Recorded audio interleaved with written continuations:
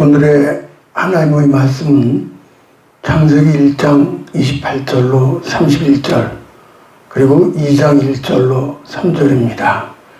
제목은 보시기에 시인이 좋았더라. 독일의 담스타트라는 곳에 슐링크라는 분이 시작한 개신교 수도원이 있습니다. 직접 농사를 지어가며 약 200명의 식구들을 자급자족하게 했습니다. 농약을 사용했는데 하나님께서 말씀하시기를 너희들만 먹고 살려고 하느냐, 새도 먹고 벌레도 먹고 그래야 되지 않겠느냐, 이런 음성을 듣고 감동을 받은 후 농약은 쓰지 않기로 했습니다. 그러자 벌레가 끼어도 그냥 내버려 두고, 그러니까 벌과 나비, 새들이 참 모여드는 거예요. 공기가 맑아지고 결과적으로는 공해 없는 농사를 짓게 되었다고 합니다. 그래서 200명의 건강하게 잘 사는 수도원이 되었는데, 하나님 거기다가 보너스까지 주시기를, 그 땅은 원래 메마른 곳으로서 버려둔 땅이었는데 농장 한가운데 갑자기 샘물이 솟아나오기 시작한 거예요. 그래서 이 샘을 가리켜서 기적의 샘이다 해서 많은 관광객들이 다녀갈 정도가 되었다고 합니다. 유토피아라는 말을 잘 아시죠? 가장 이상적인 나라를 뜻하죠. 유토피아를 좀 볼까요? 1516년 토마스 모어의 소설로 제목은 국가의 최선의 정체다. 이 단어는 헬라어 아니다와 장소를 합성해 만든 것으로서 실상은 아무데도 없다, 그런 뜻입니다. 또 샹그릴라, 지상낙원이죠. 똑같은 이상향이죠. 지상낙원으로서 샹그리라. 1933년 제임스 힐튼이 쓴 소설 잃어버린 지평선에 나오는 가상의 장소입니다. 소설 속의 샹글리라는 히말라야 티베트 쿤눈 산맥의 계곡을 이상향으로 추정을 하고 있습니다. 인간은 왜 이런 나라를 지향합니까? 세상이 점점 황폐해지기 때문에 그런 거예요. 참 지구촌이 몸삭을 앓고 있죠, 지금.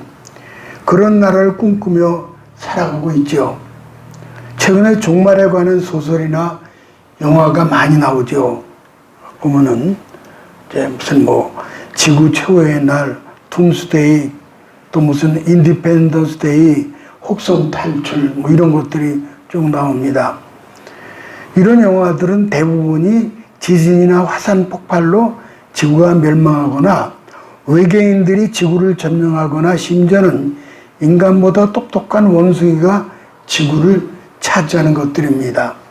근데 왜 이런 영화가 나옵니까? 우리 지구가 황무지로 변한다는 위기감 때문이죠. 지구 표면의 온도는 1961년부터 1990년까지 평균 온도보다 0.45도가 높아졌습니다. 얼마 안 높아진 것 같지만 이 온도는 큰 환경 변화를 가지고 옵니다. 지구에 폭설, 폭우, 태풍이 불고 한발이 계속 도는 거죠. 다 여기서 오는 것들이죠. 해수면 상승으로 오랜 후에는 한반도의 바닷가, 우리가 부산에 살지만은 부산 저지대는 모두 침수돼서 바다가 된다는 거예요. 얼마나 두려워요.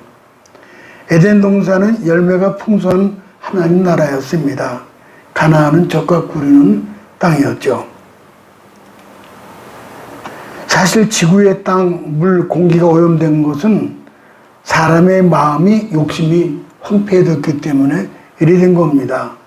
그렇다면은 오늘 제목대로 보시기에 심히 좋은 모습으로 우리가 회복을 해야 합니다. 그러면은 첫 번째, 하나님이 복을 주시며 생육하고 정복하고 다스리라, 그렇게 말씀하셨어요. 28절을 가볼까요? 하나님이 그들에게 복을 주시며 하나님이 그들에게 이르시되 생육하고 번성하여 땅에 충만하라. 땅을 정복하라. 바다의 고기와 하늘의 새와 땅에 움직이는 모든 생물을 다스리라 하시니라. 크게 둘로 나누면은 우선은 첫째는 생육하고 번성하여 땅에 충만하라 그러셨어요. 복이라는 말은 히브리어로 바라크라는 말을 쓰는데 이것은 무릎을 꿇다, 축복하다, 송축하다 그런 뜻입니다. 그러니까 하나님 앞에 무릎을 꿇으면 복을 받고 하나님 찬송하며 영광을 돌게 된다 그런 뜻입니다. 바라크 무릎을 꿇다죠. 사람이 다른 사람에게 이 단어를 사용할 때는 축복하다가 됩니다. 그러니까 인간은 하나님께 복을 받고 하나님을 찬양하며 한 걸음 더 나아가서 세상 인간과 모든 만물에게 복을 주는 복의 근원이 되고 축복의 통로가 되어라 그런 뜻입니다. 요즘 한국은 출산율이 급격히 줄어서 인구가 이제 정체가 아니라 마이너스 내려가고 있죠. 아들, 딸이든 하나만 낳는 것이 추세이고 그도 저도 아니고 낳지도 않아요. 먹고 살기 힘든 경쟁에 기르기 힘들다는 겁니다. 생육하고 번성하여 땅에 충만하라 그 명령은 저 인구만 많아지는 것이 아닙니다. 하나님의 형상을 닮은 그리스도인들이 이 땅을 정복하기를 원하십니다. 한 국가가 자국의 산업과 문화와 전통적 가치를 유지하기 위해서는 출산율이 2.1 내지 2.2 정도가 되어야 된다고 그래요. 그래프를 좀 볼까요?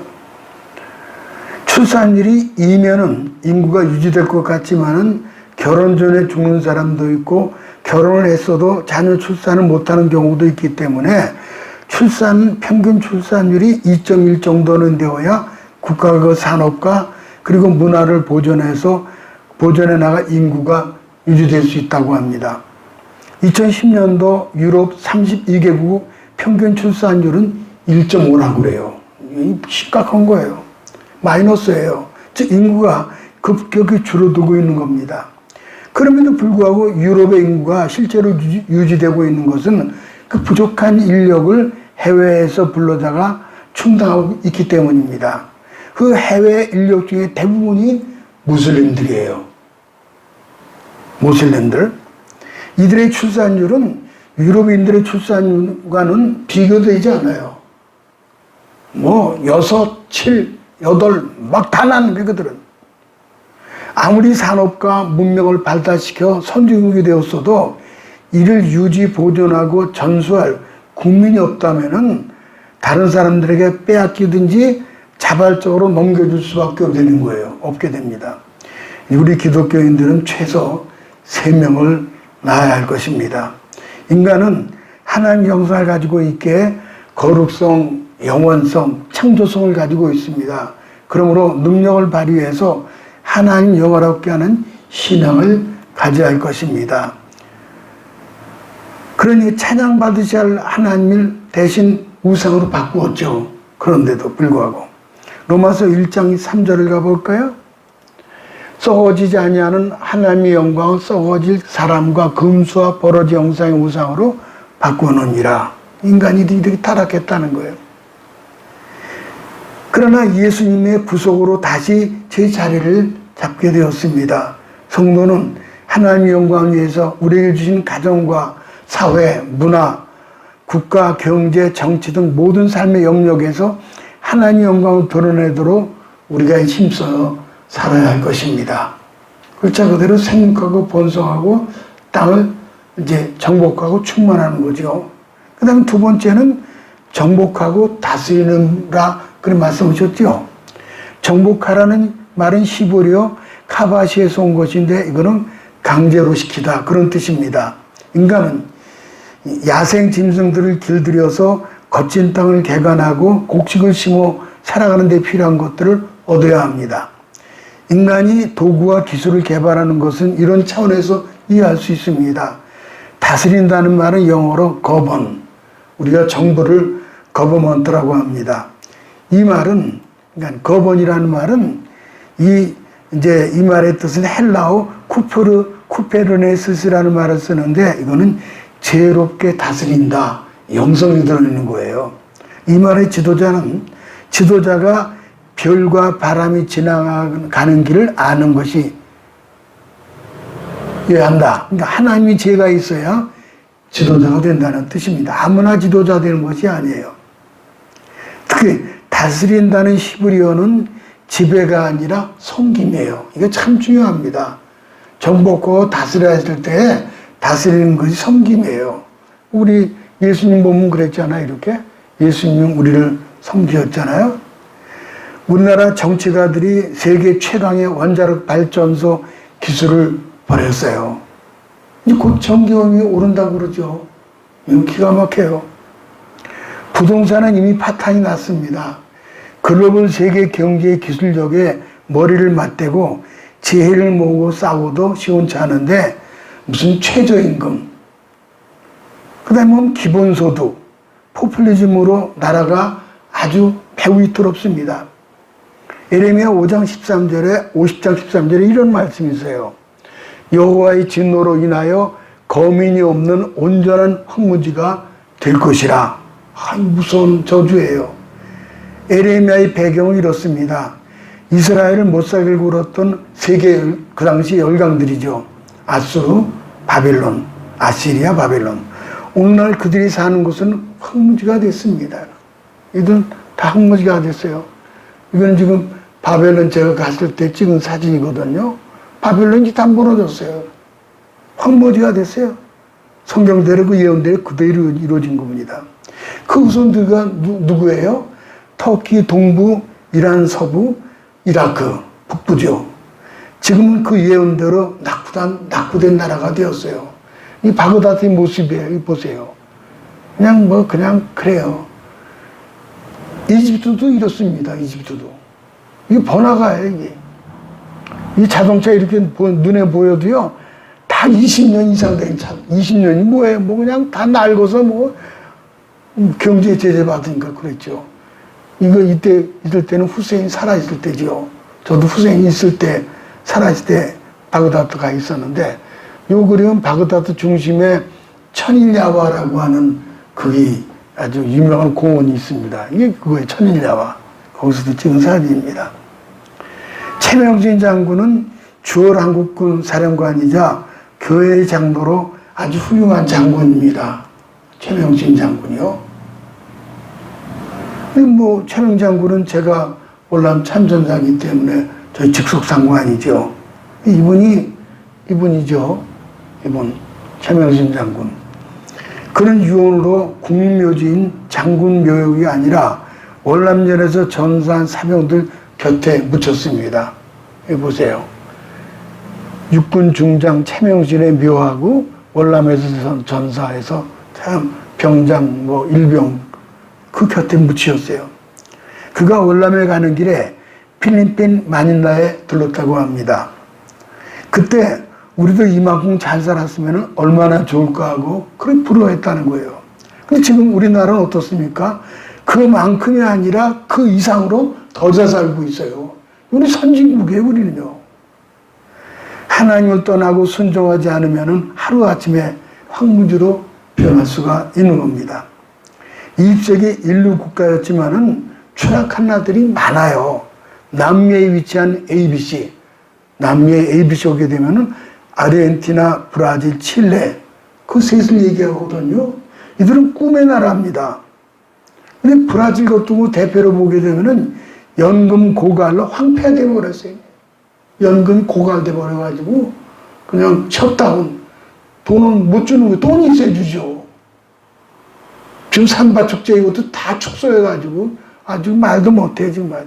아이고, 참, 기가 막혀요. 다 나락으로 떨어져 버려요. 근데 우리나라도 지금 공무원연금, 이거 보통 문제가 아니에요. 아이고, 이거 군인연금, 사학연금, 이게 보통 문제가 아니에요. 기하학 숫자적으로 불어난다는 거예요. 이거 큰일이에요. 이거 보세요. 손도 못 대고 앉아있는 거예요. 이거 어떡할 거예요? 국민 세금으로 갖다가 보존해 주니 말이 됩니까, 이게? 큰일이에요. 남미에 베네수엘라는 어떻습니까? 좌파 포퓰리즘으로 그 죽은 차베스. 그거 아주 그냥 차베스. 그로 인해서 세계 최빈국으로 전락했잖아요. 지금 보세요. 이게 쓰레기통 뒤져먹는 거 보세요, 이게. 이게 베네수엘라예요. 그렇게 잘 살았던 나라가요. 석유가 펑펑 나오고. 재벌 그룹들은 다 나가버렸어요. 돈을 다 두들겨 패니까는요. 보통 문제가 아니에요. 우리나라도 재벌을 50%를 가져가겠다는 거예요, 지금. 그럼 누가 기업 경영합니까? 그래서 베네수엘라는 큰 기업이 없어요. 다 나가버려가지고. 유럽의 선진국, 그리스가 있지 않습니까? 그리스 대단하죠. 그리스 얼마나 부자예요. 근데 국민 4명 중 1명이 공무원이에요. 기가 막히네. 국민이 4명 중 1명이 공무원이에요. 그래서 아침반, 오후반 해가지고 출근하고 아침에 나갔다가 오후에는 고기 굽고 파티하고 앉았고 연금대로 다 나가고요. 재정 파탄이 났어요. 이 그림 좀 보세요. 이 그림. 이 사람이 누구냐면 총리 파판드 레우라는 사람이에요. 이 사람이 국민이 원하는 건 다 줘라. 이들은 국가적 과제로 포장해서 끼리끼리 나눠 먹음으로 거덜이 난 거예요. 거기가 뭐예요? 공무원공하고 복지하고 연금, 포퓰리즘. 나라가 이리 돼버렸어요. 우리나라는 선진국 세계 경제 10위입니다. 다시 우리가 살았던 시대처럼 근면하고 검소하고 정직으로 무장하고 하나님께 부르짖어 기도함으로 우리는 계속 성장을 해야 할 것입니다. 두 번째는 씨 맺는 채소, 씨 가진 열매 맺는 나무는 번성을 뜻하죠. 29절을 가볼까요? 하나님이 이르시되 내가 온 지면에 씨 맺는 모든 채소와 씨 가진 열매 맺는 모든 나무를 너희에게 주노니 너희의 먹을거리가 되리라. 자, 보세요. 앞서 생육하라는 말은 히브리어로 페루, 씨를 땅에 심는다는 뜻입니다. 씨는 종족 번성을 의미합니다. 부모가 자녀를 낳고 그 자녀가 또 자녀를 낳는 거죠. 하나님 우리를 이 세상에 창조의 씨를 떨어뜨리라는 거예요. 번성하라는 말은 내부라는 말인데 이 말은 크게 하다는 겁니다. 점점 커지는 거예요. 수가 늘고 양이 커집니다. 이걸 다른 말로 번식 혹은 배가라고 말을 합니다. 충만하라는 말은 그는 말레 언덕에서 나왔다 해서 무슨 아둠민 언덕, 우리말은 고개, 큰 고개가 있고 재가 있죠. 그래서 언덕처럼 높이 솟은 것을 충만이라고 그렇게 표현합니다. 하나님 우리가 높은 언덕이 되기를 기다리고 계십니다. 언덕은 남의 눈에 띕니다. 높이 솟고 가득 차 있습니다. 생육하고 씨를 떨어뜨리고 번성하고 점점 커져서 충만한 언덕처럼 커지라고 우리를 창조하신 거예요. 이것을 확신해야 승리할 수 있습니다. 세상의 모든 종교는 신화가 있습니다. 근데 신화들을 보면은 신이 인간을 만든 것은 자기의 종을 삼기 위함이에요. 자기가 창조한 인간이 자기에게 절하고 굽신거리고 제사 잘 지내고 충성된 노예가 되는 것, 그것이 대부분의 다른 종교에서의 신인간이 만든 이유입니다. 바벨론 신화도 그렇고 이집트 신화도 다 그래요. 그림 좀 보죠. 바벨론 신화, 또 이거는 이집트 신화죠. 그 인간은 노예입니다. 그런데 성경의 하나님은 다르죠. 그런 우리를 노예로 삼아 부려먹는 것이 아닙니다. 에베소 1장 5절 6절을 가볼까요? 예수 그리스도로 말미암아 자기의 아들들이 되게 하셨으니 이는 그가 사랑하시는 자 안에서 우리에게 거저 주시는 바 그의 은혜의 영광을 찬미하게 하려는 것이라. 참 너무 감사하죠. 종으로 삼기 위해서 만들지 아니하시고 아들들이 되게 하셨다는 거예요. 그리고 그러하여금 은혜의 영광을 찬송하도록 그렇게 만드신 거예요. 그래서 우리는 그리스도인들이 하나님께 찬송을 드려야 할 이유가 바로 여기에 있는 겁니다. 하나님 28절에 첫 번째 아담에게 번성하라고 하셨습니다. 생육하고 번성하라. 요건 그림이 좀 다르지만은 이런 경우도 다 있어요. 이게 뭘까요, 이게? 이게요, 이 앞에 있는 게 무슨 바베큐처럼, 이건 죄송한 말씀이지만은 뭐 이상해, 멀리서 보면은. 이게 악이에요. 인도에서 11명을 낳았대요, 한 사람이. 아우, 끔찍해라. 11명을 낳았어요. 진짜 생육하고 번성한 거예요. 두 번째, 노아와 아들들에게도 번성하라고 그랬죠. 노아와 그 아들들에게. 창세기 9장 1절을 가볼까요? 하나님이 노아와 그 아들들에게 복을 주시며 그들에게 이르시되 생육하고 번성하여 땅에 충만하라. 또 아브라함에게도 번성하라고 축복하셨죠. 창세기 17장 2절에 보니까는 내가 내 언약을 너와 너 사이에 두어 크게 번성하게 하리라 하시니, 또 계속해서 이삭에게 창세기 26장 4절에 보면은 이거는 이제 그 앞에 보면은 그래 이제 아브라함에게 하늘의 별을 세워 보아라. 이와 같이 자녀를 주실 것이다. 창세기 26장 4절에는 네 자손을 하늘의 별과 같이 번성케 하리라. 그 이삭에게 야곱에게 계속 이어지는 거예요. 자, 전부 다 이삭, 야곱 전부 다 똑같이 그런 말씀 주시는 거예요. 창세기 28장 3절에도 가볼까요? 하나님 내게 복을 주시어 내가 생육하고 번성하여 내가 여러 족속을 이루게 하시고, 생육하고 번성하라고 반복 나오죠. 우리 이걸 해야 합니다. 그것이 육신적인 자녀도 있었지만은 영적으로 이제 자녀를 낳게 하는 거죠. 전도하고 복음 전하는 거죠. 야곱은 결국 번성의 축복을 받고 12아들을 낳았고 그 아들이 12족장 12지파가 되었던 겁니다. 때가 되자 하나님은 야곱의 자손들을 애굽에 이주하게 하셨고 고센 땅에서 요셉의 보호 속에 살고 있죠. 창세기 47장 27절을 가볼까요? 이스라엘 족속의 애굽 고센 땅에서 거주하며 거기서 생업을 얻어 생육하고 번성하였더라. 아멘. 계속해서 생육하고 번성하는 거예요. 근데 이상스럽게도 하나님의 자녀들은 그 고센 땅에서 얼마나 핍박받았어요. 그럼 더 번성해요. 애굽에서 이스라엘 백성이 그랬습니다. 출애굽 1장 1절을 가보 7절에 보면은 이스라엘 자손은 생육이 중다하고 번식하고 창성하고 심히 강대하여 온 땅에 가득하게 되었더라.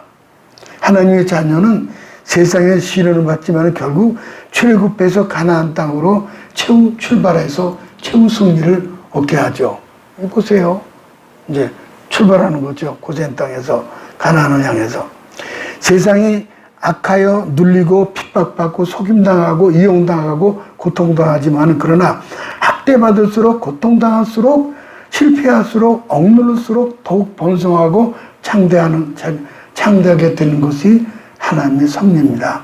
한 여인이 꿈에 어느 가게를 들어갔답니다. 그랬더니 하나님 거기 계시는 거예요.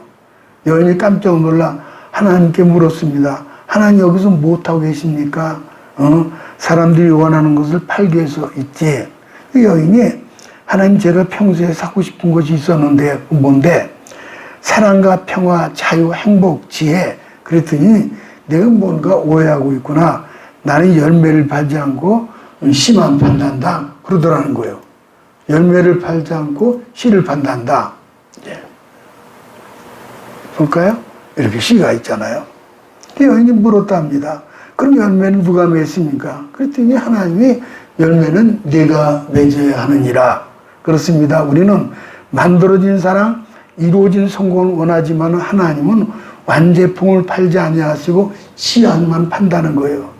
씨를 열매가 될 때까지 우리가 할 일은 부지런히죠. 찬송가 620장을 보게 되면은 여기에 모인 우리 주의 은총 받은 자여라 때로는 넘어져도 최후 승리를 믿노라. 네. 여기 이 가사가 참 재밌어요. 이 찬송가 가사를 좀 볼까요? 여기에 모인 우리 주의 은총 받은 자여라. 자여라. 그 다음에 아노라. 그 다음에 믿노라. 네. 이런 그 감탄형의 의미를 통해 우리가 어떤 사람인가를 묘사하죠. 자신의 위치와 소중함을 깨워 날마다 은총 속에 살아가는 하나님의 사람이 되기를 소망하고 있는 찬양이죠. 그 찬송가 가사에 어두운 밤에도 주의 밝은 빛으로 인도하여 주시는 하나님 손이 함께 하심으로 되어 있죠. 성경에는 구체적인 붙드심과 승리가 기록되어 있습니다. 신명기 5장 15절을 가볼까요? 여호와가 강한 손과 편팔로 너를 거기서 인도하여 내었나니 그러므로 너희 하나님 여호와가 너를 명하여 안식일을 지키라 하느니라. 그래서 3개 세 번째지가 뭡니까? 성도는 안식일을 기억하여 거룩히 지켜야 한다. 그겁니다. 그럼 오늘 2장 1절로 3절을 또 볼까요? 천지와 만물이 다 이루어지니라. 하나님 그가 하시던 일을 일곱째 날에 마치시니 그가 하시던 모든 일 그치고 일곱째 날에 안식하시니라. 하나님 그 일곱째 날에 복되게 하사 거룩하게 하셨으니 이는 하나님이 그 창조하시며 만드시던 모든 일 마치시고 그날에 안식하셨습니다. 하나님 6일 동안 모든 세계를 창조하셨고 그 결과 보기에 힘이 좋으셨어요. 일곱째 날이 3번이나 반복됐죠. 이날의 독특함은 그 일곱째 날을 복되게 하사 거룩하게 하셨다. 그거예요. 잘 드러나 있죠. 진리가요. 거룩하게 하셨다는 것은 용도를 특별히 구별하셨기에 다른 용도로 사용해서는 안 됩니다. 안식일은 단순히 쉬는 날이 아니라 피조물이 하나님 안식에 동참하는 날입니다. 이 말에는 깊은 의미가 있어요. 하나님이 창조주이심을 선언하는 것이고 피조물은 하나님 안식에 동참하면서 자신들이 하나님 영광 위에 존재한다는 사실을 다시 한번 확인하면서 주일을 거룩하게 지키는 겁니다. 하나님 안식하신 날을 복 주셨기 때문에 그 날은 생명력이 넘치는 거예요. 안식일 날 주일을 지키고 이 안식 지킴으로 생명이 넘치는 거예요. 건강도 주시고 물질도 주시고 유대인들이 전통적으로 토요일을 안식일로 지켰으나 이제는 안식 후 첫날 주님이 부활하신 날을 기념해서 일요일을 우리가 주일로 지키는 거죠. 그런데 유감스럽게도 이 구별하신 날을 지키지 않아요. 우리가 쉼없이 일 앞만 보고 가다가는 탈진하게 됩니다. 이때 하나님의 형상을 회복한 성도들이 하나님 안에서 쉬면서 생명과 안식의 주님이 누구인지를 알려줘야 합니다. 안식일을 통해서 우리 인간의 본질은 일에 있는 것이 아니라 하나님과 사귐에게 있습니다. 일상을 멈추고 하나님 임재 앞에 나와서 그분의 거룩한 성품에 참여하는 것이 참된 안식이죠. 하나님이 천지를 창조하신 목적은 지으신 만물과 그분이 사랑하시는 백성과 안식하며 교제하시기 위함입니다. 창조 사역에는 리듬이 있습니다. 첫째 날부터 여섯째 날까지 생육하고 번성하고 정복하고 다스린 일을 수행합니다. 근데 일곱째 날에는 하나님 안에서 거룩한 안식을 가지라는 겁니다. 이 리듬에 맞춰 살아갈 때 우리가 건강하게 되고 거둔 열매를 인하여 참된 행복과 평화와 소망을 가지게 됩니다. 각자의 삶을 돌아보면 이 리듬에서 어긋난 영역이 어디 있는지 점검해보고 하나님의 창조 리듬과 목적대로 살아가기 위한 방법을 또 세워야 합니다. 창세기 1차 독자인 이스라엘은 애굽에 있었을 때에 그 바로왕의 노예였었죠. 그들의 안식일이 없었고 쉬는 날도 없었어요. 그러니 출애굽한 이후에 하나님이 그들의 주인이 되셨기에 이제는 하나님 명하신 원리에 따라 살도록 명령을 받았죠. 출애굽 20장 8절 가볼까요? 안식일을, 이게 이제 십계명 받은 날이거든요. 안식일을 기억하여 거룩히 지키라. 엿새 동안은 힘써 내 모든 일을 행할 것이나 제7일은 너희 하나님 여호와 안식일인즉 너나 네 아들이나 네 딸이나 네 남종이나 여종이나 네 유종이나 육축이나 네 문화는 유하는 객이라도 아무 일도 하지 말라. 참 안식일 기억하여 거룩히 지키라. 자꾸 잊어버리면 안 된다는 거예요. 기억하라는데 잊어버리면 안 되죠. 출애굽한 후 그들은 하나님의 안식의 명령에 얼마나 귀하고 복된 명령인지 절실히 깨달았을 것입니다. 안식의 명령이. 그런데요. 근데 인간은 6일째 창조되고 다음째 7일째 안식을 했잖아요. 일하고 쉰 것이 아니라 쉬고 나서 일을 한 거예요. 이것이 창조 질서고 창조적 안식입니다.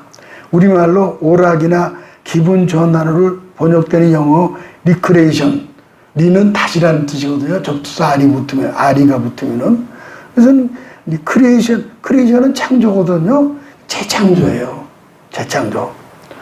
그러니까 휴식은 단순히 쉬는 것이 아니라 주일날은 보다 재창조적인 일을 하기 위해서 준비하는 과정이라는 거예요. 리크레이션, 재창조. 안식을 뜻하는 히브리어 사바트는 단순한 쉼이 아닌 하던 일을 중지하라는 뜻을 갖고 있습니다. 즉 인간이 하고 있는 일을 잠시 멈추게 함으로 일의 노예가 되지 않도록 하라는 거예요. 일의 노예. 일에 중독되면 안 됩니다. 동시에 일의 결과가 하나님 주권에 달려있음을 보여주는 날이기도 하고, 6해 동안 우리가 열심히 일을 하고 7째 날에 쉬는 것은 우리의 삶에 하나님께서 은혜 베푸실 공간을 만드는 거예요. 은혜 베푸실 공간을. 그래서 그 주일날은 복된 날이죠. 거룩하게 하사, 복되게 하사, 거룩하고 복되게 하사. 우리가 단지 먹고 살기 위해서 일하는 것이 아니라 하나님 형상을 회복하는 자로서 하나님 창조의 동참자로 하나님 동역자로 살아야 합니다. 세속과 물결 속의 안식일을 하나님 위해 거룩하게 구별된 날로 지키는 것이 점점 어려워지죠. 그러나 하나님께서 안식일에 복을 주셨기에 안식일을 하나님 위해 보낸다 해도 우리에게는 손해가 되지 않고 복이 되죠. 주의 날을 거룩하게 지켰더니 가정이 깨지고 사업이 어려워졌다? 아니죠. 지난 과거 역사 속에 다 나오죠. 특히 7째 날의 안식은 영원한 안식으로 향해 가는 출발점이에요. 아주 중요한 말씀이에요. 7째 날의 안식은 이제 7째 날, 오늘 주일이죠 말하자면 영원한 안식을 향해 가는 출발이다. 이게 어디 나오는 거 아니? 히브리서 4장 8절로 9절에 나와요. 볼까요? 만일 여호수아가 저에게 안식을 주었다면 그 외에 다른 날을 말씀하지 아니하셨으리라.